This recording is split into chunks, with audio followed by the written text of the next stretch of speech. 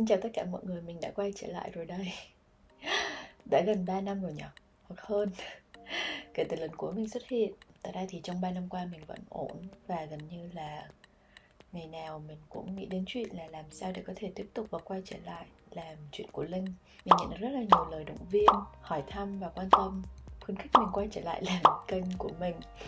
Thực sự thì suốt 3 năm qua gần như ngày nào mình cũng nghĩ về việc là phải làm sao để mau chóng quay trở lại từ lúc làm video clip.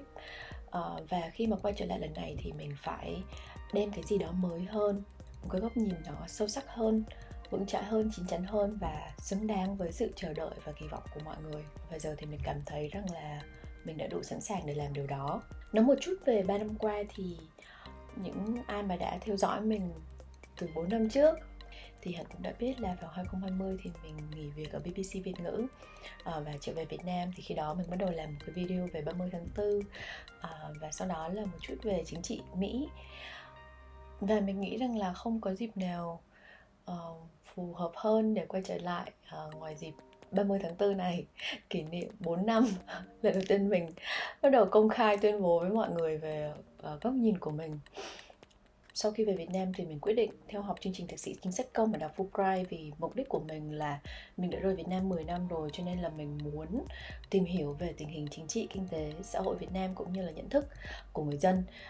Ở Fulbright thì mình phải ghi nhận rằng là họ cho mình một môi trường lý tưởng để gặp những cái người mà mình nghĩ là ngoài đời mình sẽ chắc là không bao giờ gặp. Có khá là nhiều người của khối công, khối nhà nước theo học. Nó là một cái môi trường cho phép mình va chạm với những người có quan điểm khác biệt, nếu không muốn nói là khá là trái chiều với mình. Cũng có khá nhiều cuộc tranh luận khá là căng thẳng diễn ra ở trong lớp. Không phủ nhận là thời gian làm ở BBC, khi mà bạn đưa tin quá nhiều về tình trạng bắt bớ, người dân biểu tình, rồi những vấn đề bất công xã hội khác, thì bạn sẽ có một cái góc nhìn khá là không được tốt đẹp lắm về những người trong nhà nước. Nhưng mà sau khi thực sự tương tác với một số người trong họ thì mình nhận thấy rằng là họ khá là đón nhận những quan điểm của mình, và mình nhận ra là họ cũng khá là thức thời. Họ đều đã và đang cố gắng tạo ra những cái sự thay đổi ở trong cái khả năng của họ. Mình nghĩ đây là một dấu hiệu tốt. Thật ra mình nhận ra nhiều người trong số họ cũng rất là nhiệt huyết, cũng rất yêu thương quê hương đất nước, cũng rất là muốn cống hiến và cũng rất là đau đáu về hiện tình, tương lai của dân tộc. Và mình chỉ cảm thấy tiếc rằng là tại sao họ lại không có cơ hội để đối thoại với những người giới đấu tranh. Đây là những con người rất là dũng cảm, rất tuyệt vời, rất thông minh, rất xuất chúng. Nhưng mà chỉ vì những khác biệt về mặt chính trị, chỉ vì những cái sự khác biệt về mặt quan điểm mà chúng ta không thể ngồi xuống cùng hướng đến một tương lai chung. Nếu mà mọi người theo dõi cái video clip 30 tháng 4 của mình thì mọi người cũng biết là mình rất là đau đáu về cái việc là dân tộc mình bị chia rẽ, người Việt mình ở khắp mọi nơi, nhưng mà vẫn luôn luôn có một cái tư duy. Đấy, mọi người cũng biết cái vụ dẫm cờ ở Úc, hay là những cái trải nghiệm của cá nhân mình khi tương tác với người Việt ở bên Cali cũng vậy. Có một cái mối thù hằn nó vẫn còn ở lại rất là lâu ấy. Cuộc chiến đã kết thúc gần 50 năm rồi. Năm nay kỷ niệm 49 năm sau khi chiến tranh Việt Nam kết thúc. Nhưng mà thực sự Việt Nam đã hết xung đột chưa? Thực sự Việt Nam đã có được cái hòa bình mà chúng ta vẫn đang nói hàng ngày hay chưa ấy? Và vì vậy cho nên là mình đau đáu suy nghĩ về việc làm sao để có thể tạo ra một không gian đối thoại, làm sao để người Việt dù có những khác biệt về quan điểm chính trị vẫn có thể ngồi xuống với nhau, trò chuyện cùng nhau, nói về một tương lai mà tất cả chúng ta đều cùng chung sống. Đó lý do vì sao mà mình quyết định đi học chương trình tiến sĩ về hòa bình và xung đột ở Canada. Và đó là nơi mình đang ở đây, mình đang ở trong phòng của mình. Thì cũng trong quá trình mình bắt đầu học tập ở đây thì mình bắt đầu tìm hiểu về tiến trình hòa giải ở Việt Nam.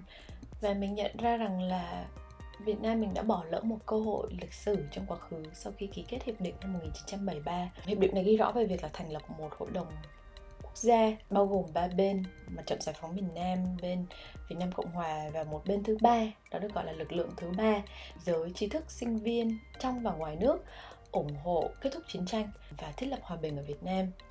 Sau khi chiến tranh kết thúc thì phía bên thắng cuộc, thay vì tiến hành những chính sách hòa hợp hòa giải, thì họ lại đưa những người như là quân lính, cảnh sát hay nhân viên của chế độ cũ vào trại cải tạo. Bên cạnh đó thì họ cũng thiết lập danh sách đen, có những cái chính sách phân biệt đối xử, hạn chế cơ hội học tập cũng như tìm kiếm việc làm của những người thân và gia đình của họ. Sau khi chiến tranh kết thúc vào cuối thập niên 70 đến đầu thập niên 80 thì phía chính quyền lại thực hiện những chính sách kinh tế sai lầm, dẫn đến là vào đầu thập niên 80 thì theo như số liệu mình có được là khoảng hơn 1 triệu người, bao gồm cả những người không liên quan đến chế độ cũ cũng vẫn tìm cách vượt biên mong muốn tìm kiếm một cuộc sống tốt đẹp hơn. Các bạn có thể có quan điểm rằng điều này là đúng hay sai, nhưng mà có một thực tế là điều này đã làm sâu sắc thêm về chia rẽ dân tộc, và điều này cũng được chính cựu đại sứ của phía Việt Nam, ông Nguyễn Khắc Huỳnh, thừa nhận. Phải thẳng thắn nhìn nhận là nhiều chính sách của ta sau giải phóng khá nặng nề với sĩ quan, binh lính chế độ cũ cũng như gia đình họ. Rồi chuyện báo chí Sài Gòn bị đóng cửa hầu hết, tất cả hoạt động kinh doanh của miền Nam bị hạn chế, sau đó là hợp tác hóa, cải tạo xã hội chủ nghĩa. Đó là một trong những nguyên nhân dẫn đến chuyện hàng chục vạn người bỏ nước ra đi thành phong trào thuyền nhân. Đó là một trang sử đau thương đen tối của chúng ta. Tất nhiên là vào cuối thập niên 80 thì phía chính quyền Việt Nam đã thực hiện về chính sách đổi mới và có những cải thiện về kinh tế. Về vấn đề này thì mình nghĩ là các bạn có thể đọc thêm quyển Ký ức theo dòng đời của thầy Phan Chánh Dưỡng, cũng là một trong những giảng viên đáng kính ở Đại học Fulbright, thì thầy có nói rất là chi tiết về cái thời kỳ kinh tế thời điểm đó và sự ra đời của chính sách đổi mới như thế nào. Nói đi thì cũng phải nói lại, việc hòa hợp hòa giải cũng không phải là không bao giờ được đề cập. Thực tế là đã có nhiều cựu lãnh đạo cấp cao của Việt Nam đã lên tiếng ủng hộ cho việc hòa hợp hòa giải dân tộc. Cụ thể là vào năm 2004, cố Thủ tướng Võ Văn Kiệt khi đó có nói rằng nhiều sự kiện khi nhắc lại có hàng triệu người vui mà cũng có hàng triệu người buồn. Đây là một góc nhìn theo mình là rất là nhân văn. Ông ấy đã làm một điều rất là quan trọng trong tiến trình hòa giải xung đột, đó chính là ghi nhận nỗi đau của đối phương. Nguyên Chủ tịch nước Nguyễn Minh Chiết vào năm 2015 thì cũng đề cập đến việc là mong muốn có một cuộc gặp mặt rộng lớn nào đó với những tuyên bố mang tinh thần đại xá, tất cả chuyện cũ hãy cho nó qua đi, lật qua một trang mới. Sau đó vào những năm 2016, 2017 thì cũng có những nỗ lực từ giới học thuật ở Việt Nam như giới nghiên cứu lịch sử hay là giới hội nhà văn. Tuy nhiên thì những nỗ lực này nó mang tính đơn lẻ hay chỉ của một vài nhóm mà nó không thể hiện chính sách của cả hệ thống chính quyền. Vào 2004 thì thật ra là phía chính quyền Việt Nam cũng đã ra một cái nghị quyết gọi là nghị quyết 36 về công tác hoạt động đối với người Việt ở nước ngoài. Cái tên khác của nghị quyết này là nghị quyết về hòa hợp hòa giải dân tộc. Tuy nhiên thì cho đến nay thì việc thực thi nghị quyết này vẫn chưa được trọn vẹn, và một phần là nó vẫn nhận được cái sự nghi ngờ, sự hoài nghi của cộng đồng người Việt ở hải ngoại. Trong ngành của mình thì có một khái niệm gọi là chosen trauma, tiếng Việt thì có nghĩa là những nỗi đau có tính chọn lọc. Thì thường ở trong một xung đột có thể là một trong hai hoặc cả hai bên liên quan đến một xung đột thì họ sẽ tiếp tục duy trì những sự kiện, những ký ức có tính chọn lọc để nuôi dưỡng cái xung đột đấy. Nếu như phía chính quyền Việt Nam hay nhắc lại về vụ thảm sát ở Mỹ Lai hay là những nạn nhân của chất độc màu da cam, thì phía Việt Nam Cộng Hòa thì họ sẽ hay nhắc đến vụ việc thảm sát ở Mậu Thân hay là cái việc bị bắt đi trại cải tạo chẳng hạn. Thì đây là những ký ức có thể nói là sang chấn chọn lọc. Mình không nói rằng những nỗi đau này không đáng để nhắc lại, mà ý mình là nếu như bạn chỉ chọn lọc những sự kiện này thì nó không phải là một bức tranh toàn cảnh. Mà mình nghĩ rằng bức tranh toàn cảnh thật sự của chiến tranh đó là sự mất mát của cả hai bên. Và mình nghĩ là nỗi đau của tất cả các bên thì đều đáng được ghi nhận. Và chỉ có việc ghi nhận nỗi đau của cả bản thân lẫn của cả đối phương thì những cái cuộc đối thoại thực sự về hòa giải mới có thể được diễn ra. Trong quá trình nghiên cứu thì mình cũng đặc biệt là quan tâm đến sự tồn tại và sự xuất hiện của lực lượng thứ ba ở Việt Nam. Và như mình đã đề cập ở Hiệp định Paris thì lực lượng thứ ba này là những lực lượng trung lập, họ không theo Cộng sản cũng như không theo Cộng hòa. Cá nhân mình cảm thấy rất vui khi biết đến sự tồn tại của họ, bởi vì sự tồn tại của họ phản ánh đúng một thực tế về quan điểm chính trị, đó là nó là một phổ. Nó không bao giờ nó là nhị nguyên, nó không phải là trắng hay đen, nó không phải là tả hay hữu, nó không phải là đỏ hay vàng. Và mình cảm thấy là mình đã tìm thấy một cái danh tính của bản thân mình trong đó.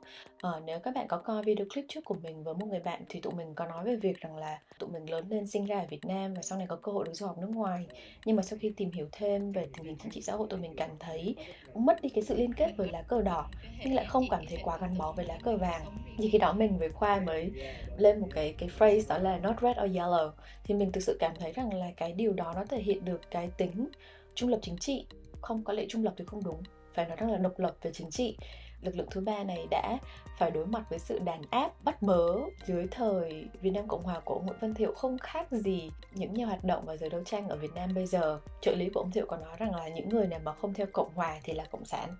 Bây giờ mình cảm thấy nếu như mình nói gì phản đối phía chính quyền hay không ủng hộ chính quyền thì mình ngay lập tức bị dán nhãn là ba que, là ba sọc. Mình nghĩ mục đích của họ là họ cố gắng duy trì quan điểm chính trị ở theo cái khía cạnh là nhị nguyên, trong khi thực tế là mọi thứ muốn sắc màu hơn thế rất nhiều. Nếu mà bạn chỉ sống ở Việt Nam thì bạn chỉ biết đến một đảng cộng sản duy nhất, hoặc nếu mà bạn có quan tâm chính trị Hoa Kỳ thì bạn nghĩ rằng là ok sẽ là cuộc tranh giành giữa dân chủ và cộng hòa. Nhưng mà thực tế thì nhiều quốc gia trên thế giới có rất nhiều đảng phái khác nhau, đại diện cho những quan điểm chính trị rất là khác nhau. Ở Việt Nam mình có câu rằng là 9 người 10 ý, thì mình nghĩ là cũng có khả năng là 9 người và 10 quan điểm chính trị khác nhau cũng có thể tồn tại vậy. Điều cuối cùng mà chúng ta mong muốn là gì? Có phải là một Việt Nam thực sự được độc lập, được tự do, được thịnh vượng, được dân chủ và được hòa bình không? Nếu như mọi người cùng chung cái lý tưởng đấy thì mình nghĩ chúng ta cùng chung mục đích. Có thể là cách tiếp cận của chúng ta khác nhau, nhưng nếu bạn sẵn lòng đối thoại, bạn sẵn lòng lắng nghe, thì mình nghĩ một tương lai chung, một tương lai mà tất cả đều cùng chung sống là hoàn toàn có thể. Mình còn nhớ khi mình ở Việt Nam thì mình đã chứng kiến một cảnh tượng mà mình trong đời mình chưa bao giờ hình dung mình sẽ được chứng kiến. Đó là một nhà hoạt động ờ, gần như là ôm và khóc cùng với một người là công an. Thật ra thì khi hai người này mới gặp nhau thì họ cũng có chút ngượng ngùng bởi vì họ biết rõ đối phương là ai. Nhưng mà mình rất là trân trọng cái hành động của cái nhà hoạt động đấy, không hề đối xử với cái viên công an kia một cách đầy định kiến, mà rất lắng nghe và chủ động đối thoại và tìm xem cái điểm chung giữa hai người là gì. Và sau cùng thì hai người đấy trở thành những người bạn tốt với nhau. Họ đều khao khát về một tương lai tốt đẹp cho Việt Nam. Họ đều là những người rất là lo lắng, rất là quan tâm đến vấn đề xã hội, về sự phát triển của dân tộc. Chỉ là cách thức tiếp cận của mỗi người sẽ là khác nhau. Mình nghĩ mình thực sự rất là xúc động khi mình nhìn thấy hai người đấy nhìn nhau và gần như là đầy nước mắt, vì mình nghĩ thẳm sâu bên trong họ họ khao khát một cái tương lai, một cái viễn cảnh mà ở đó cái tình bạn của họ không phải là một cái thứ gì đấy nhạy cảm. Cái sự quý mến của họ dành cho nhau nó không phải là cái gì đấy nó kỳ lạ, nó kỳ quặc nữa. Mình tự hỏi là đã gần 50 năm qua thì chúng ta đã làm gì? Liệu chúng ta đã gần nhau hơn chưa, hay là ngày càng xa nhau hơn? Mình nghĩ việc hòa giải nó là trách nhiệm của tất cả chúng ta. Và chúng ta không thể tiếp tục chờ đợi hay kỳ vọng vào ý chí chính trị của một chính trị gia nào cả. Bản thân người dân mình có cái khao khát hòa giải, hòa hợp đó. Vậy thì tại sao chúng ta không tự bắt đầu những cuộc đối thoại đó? Mình nghĩ vận mệnh của dân tộc không nằm trong tay của một số người. Mình nghĩ đó là trách nhiệm của tất cả chúng ta.